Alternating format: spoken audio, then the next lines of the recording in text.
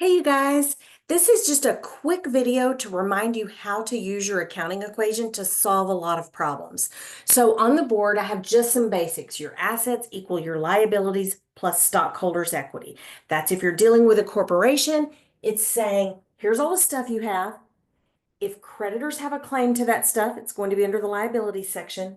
And then whatever's left is the owner's claim, and owners are stockholders. Stockholders' equity is made up of two things. Common stock, there's more types of stock, but that's your basic, and retained earnings. Common stock is just someone has paid some money to purchase a piece of that company.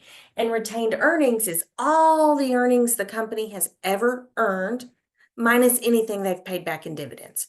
Okay, so this is as algebra-y as it gets in accounting. Very basic.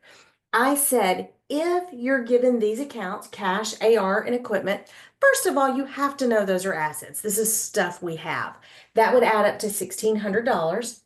You have to know that these two are liabilities, accounts payable, that's stuff we owe, unearned revenue.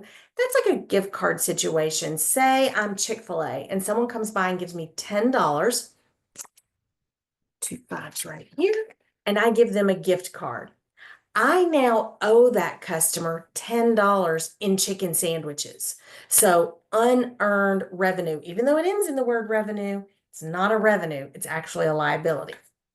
Okay, so my liabilities add up to 100. And now the problem says, oh yeah, and you've got some revenues and expenses here. Your ending balance and retained earnings is 50, but I want to know what is the balance in stockholders' equity. Sometimes I don't need all this extra information. I know that if assets are 1,600 and liabilities are 100, my total stockholders' equity has to be $1,500 because 1,500 plus 100 equals 1,600. So I don't need all of this other information to figure that out. Don't let that cloud you. However, what if the problem asked how much common stock you had? Well, we can still use this accounting equation and go, I know that my total stockholders' equity must be $1,500. That's what makes this a true equation. And if I know that retained earnings is only 50, then everything else left in stockholders' equity must belong in the common stock account. So that would be 1,450. So questions like that are testing you on, do you understand the relationship of all of these accounts?